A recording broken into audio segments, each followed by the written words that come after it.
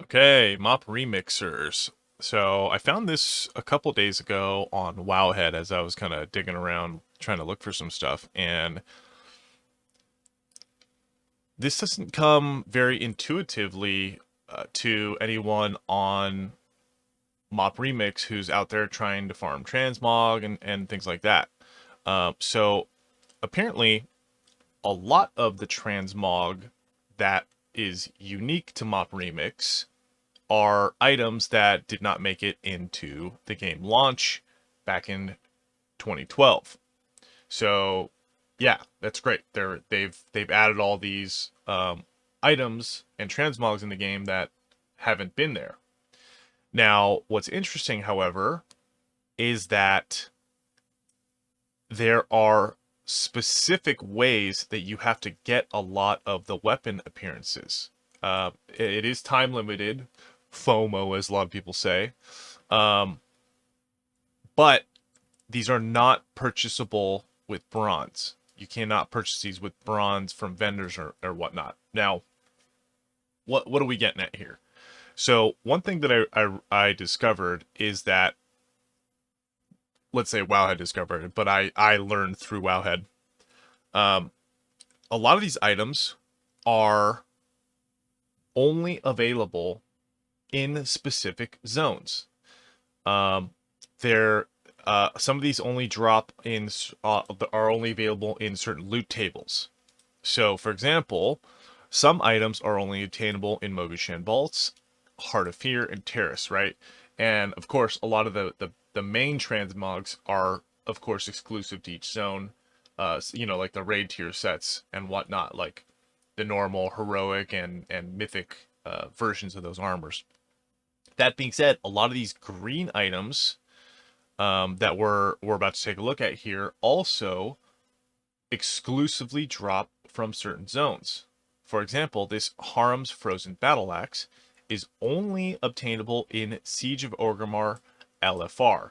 I found this really interesting, and it makes this page very relevant because you can actually go through and take a look at all of these transmogs and identify, hey, which one of these do I am I interested in, and then how am I going to go ahead and get it? This one, of course, is only available in Throne of Thunder normal. Now, we don't know. I don't think Wowhead has discovered every single one of these. In fact, they have. There's a an item I think at the bottom. Let's see. Yeah, that they've said that they have. Yeah, this Miss Spinner's channel. This is one item that they said. Yeah, we just haven't seen this one yet. So another thing interesting about this is that getting these Cache of Infinite Treasures, you have a chance to get a lot of transmogs. You're getting a lot of green items out of it. However, a very important thing to note is that these transmog items that will come out of these boxes, they are the loot rules, the loot table does also apply to those boxes. So, for example, let's say right here, these Pandaren Hewers, right? Some of these different color variants are exclusive to each of these zones. You cannot get a box from Valley of the Four Winds and then go to the Jade Forest and hope to get the Pandaren Hewer. Once that box is generated, the loot table is also generated for that box. So let's say you turn a dungeon quest in and then you go to the Valley of Four Winds, open that box up, you're still getting the dungeon's loot table out of that box. You can't cheese it, unfortunately. So I thought that was a pretty interesting thing to cover. Um, because I didn't know about this until I actually jumped onto Wowhead the other day and I just stumbled across this page. And for, I'm interested in collecting as many of the transmogs as possible. One of the main reasons why I'm doing the MOP remix.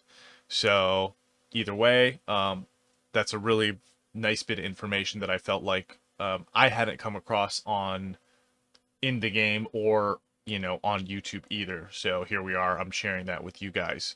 Uh, We're going to take a quick look at some of these transmog, just a real quick look, because I don't think you guys want to, sit here and watch me, react to every single one of these. One thing to note is that things like Shinka, the Tyrant's Great Axe, right? If you played MOP, you know that this axe dropped off of the Shah of Fear in Terrace of Endless Spring. Now, this is an alternate color variant. The haft is actually a different color than the original that comes out of those dungeons. Maybe you already knew that, but I just felt it was a distinction that maybe some people might have missed. So yeah, these green items, they are different color variants. This is a nice one. It comes out of Siege of Orgrimmar LFR. The other original, I think, is a little bit darker, but I think this is a really cool looking version anyways. There are some pretty cool items. I think one of the best ones is this longbow that comes out of Siege of Orgrimmar Heroic. So some of these you're definitely going to have to find some pug groups or guild groups, for example, to spend the time farming these. Now, another thing I wanted to add to really help yourself out, if you are trying to collect as many of these as possible, obviously, it goes without saying that the class that you're playing matters because of the loot tables generated. However, I do want to suggest that if you're trying to collect as many of these as possible, it's actually a really good idea to play a warrior. Why a warrior? Because the warrior also shares the loot table of some other classes you might not expect. For example, the two-handed staves. The warriors will get all of these. So if you want to save yourself a little bit of time, or at least double up on opportunities, the warrior can pick up and will pick up a lot of these. I picked up a lot of staves on my warrior. Now, it's a double-edged sword as well, because maybe you're specifically targeting two-handed mace, one-handed mace, two-handed stuff, and what will end up happening is that you're going to be getting a lot of staves too. So it's like, oh, I came here for, X, this one-handed, this two-handed axe, and I ended up with a staff instead. So, something to keep in mind. Either way, the shields also, one thing I will say, that there's some pretty nice shields. The shields were a little bit of a pain in the butt to obtain for me. I haven't got them all, but I mean, I have done a tremendous amount of tanking just for those quick dungeon queues, as if they're not quick enough, but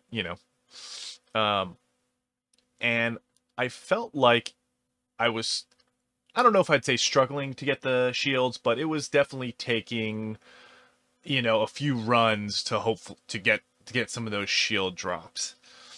So, anyways, also one more thing, if you really haven't done some of the higher difficulties of the raids, the chance of getting higher grade loot still applies there, like the blue versions and the purple versions of loot. I got into a heroic,